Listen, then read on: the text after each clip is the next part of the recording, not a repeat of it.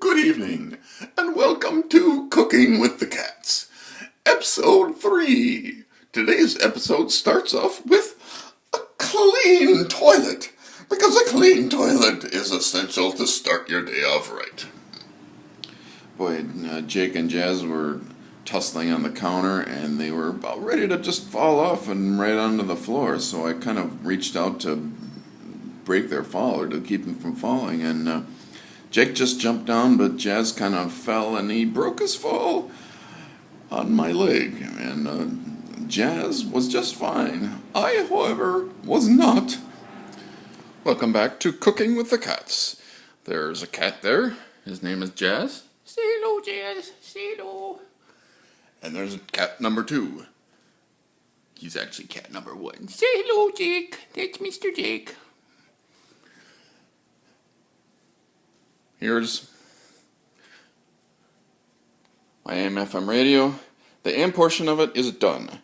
However, it doesn't work, so I have to take it back into class on Monday and run some more tests on it to see why it's not working. But I'm getting the correct DC power levels at every place in the circuit. See, this is the AM antenna. It comes in, and this is where you select the station, and they're called ganged capacitors. They change the capacitance value of that local oscillator to match the frequency that's coming in, then your AM frequency. And then here is where you have your local oscillator that is getting, not local oscillator, your transistor. Your first transistor where you're mixing to create a 455 kilohertz intermediate frequency, and it's filtered off through that transformer right there, and then it's getting amplified a couple of times, and then here you see that little detector there, that's a little diode. That's where the actual voice is taken off of the signal. So you have amplitude modulation, it's being modulated, the amplitude is being modulated. And there, that's your voice is getting amplified right there. And today with AM, it's mostly voice. I don't think there's much music on AM anymore. It's the fidelity just is not there. But it doesn't work, so I'll have to, but I'm going to start on the FM portion of it later on tonight. And here's what we're cooking today. It's chicken, boneless, skinless chicken breasts, some mushrooms, and some cream of mushroom soup. Yum. And I'm going to put it over rice. Uncle Ben's. And I wish there was a way they give you the directions to cook the whole pound of rice. I don't really want a whole pound of rice. I'm going to figure out if I can make half. And mixed with various cheeses. And I'll put some red pepper flakes in there too, and something, to spice it up a bit, and, it's going to be quite tasty. Okay, just making a quick comparison. The cream mushroom soup I'm using for this recipe is what we had in the house. It's low sodium. It's got 600 milligrams of sodium. I did find an 800 milligram sodium, and if you can compare the ingredients, water, mushrooms, soybean oil for the 600, same for the 800. The 600 milligram sodium uses modified cornstarch, and you can see the 800 milligrams uses unmodified cornstarch, and that's in the less than 2% of the following ingredients. They're all pretty much the same. They all used autolyzed yeast extract, and autolysis is just... That's not what I wanted. I don't want to do that now. Get rid of this now. That's your breakdown of sodium. 600 milligrams is a quarter teaspoon. 1200 is obviously a half a teaspoon. So it's not really a lot of salt, and you get a lot of sodium. That's true. And let's see, modified starches. Let's see, what do we got? Yeast extract, alkaloid yeast extract. It's a common name for various processes of processed yeast products made by extracting the cell contents, removing the cell walls. They're used for food additives or flavorings. It's actually used in Vegemite. Remember the Down Under song by Men at Work? We're having a Vegemite sandwich. It's an Australian thing. But anyway, what happens is they use enzymes to break down the cell walls, and then it breaks it down further into its amino acids, So very interesting. But back to the 800 milligrams looks like almost identical ingredients.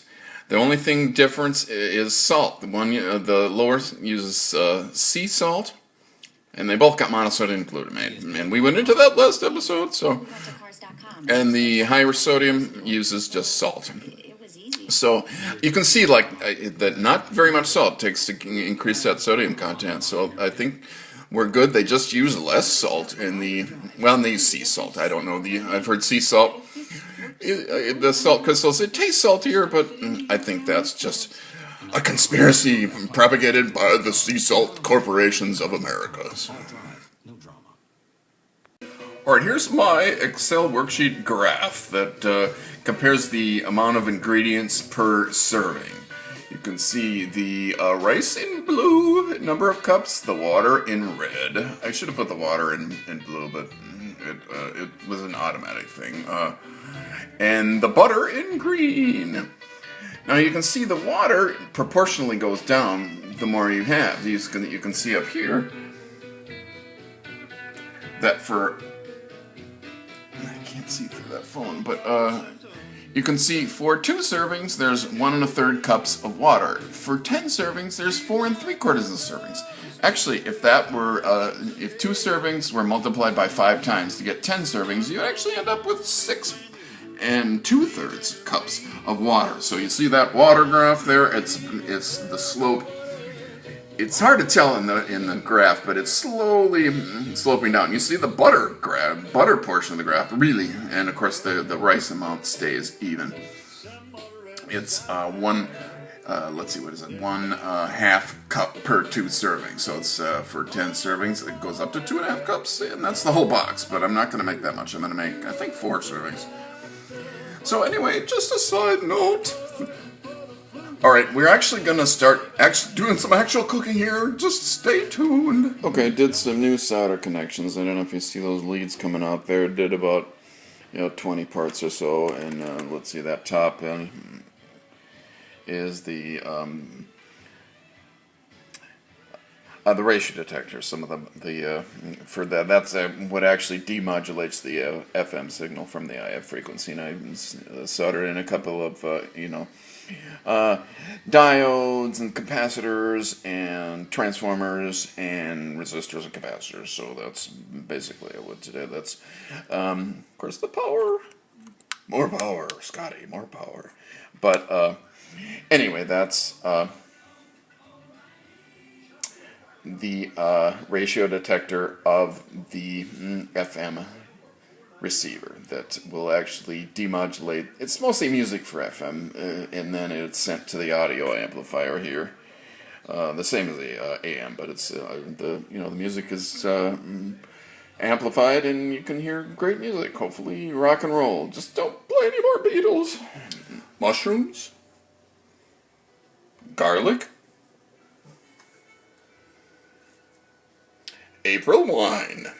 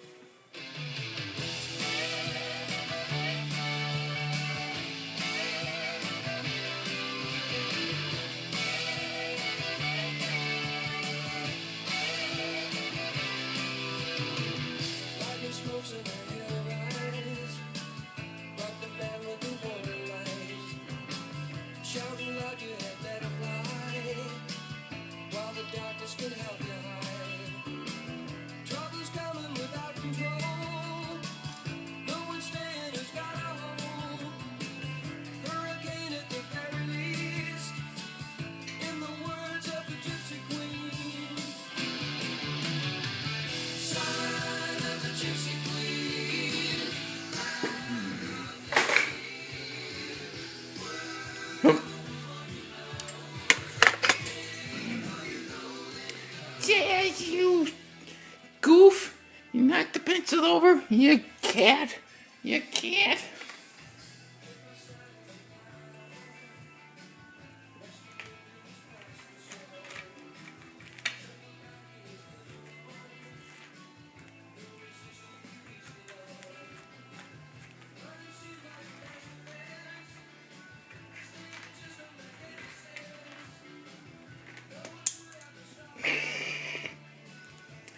you goof.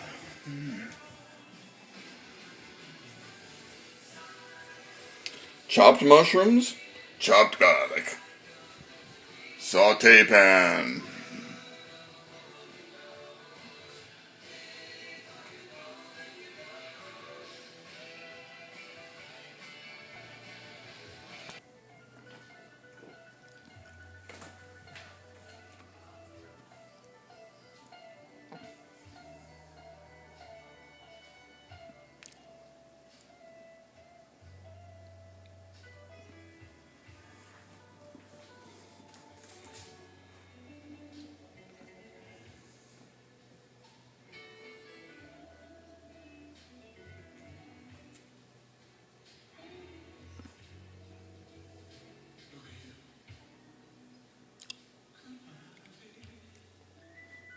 Ah, poor kitty. Jazz isn't playing fair, is he? Oh, there he comes out. Okay, Kitty's eating up here because the food was overrun by ants right after I cleaned, so I sprayed down there. I didn't want to leave the food down by where there was any kind of ant spray. And I probably shouldn't spray it all, but it's like, man, they came right back after I cleaned. Okay, well, the mushrooms and the garlic are sauteing, and the chicken is a tempering. So we're well on our way to a complete meal. Okay, the mushrooms are about done here, so they're gonna go onto the plate. The mushrooms have released quite a bit of moisture, and of course there was butter in there. I'm gonna have to scrape some of the garlic out of there, obviously. That garlic needs to stay with the mushrooms.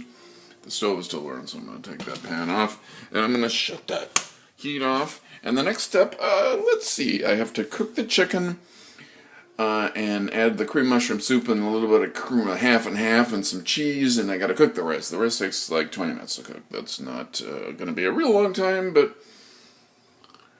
it's 3:04. So anyway, that chicken is still tempering, and that Uncle Ben's rice is still sitting there. That's nobody moved it. So okay.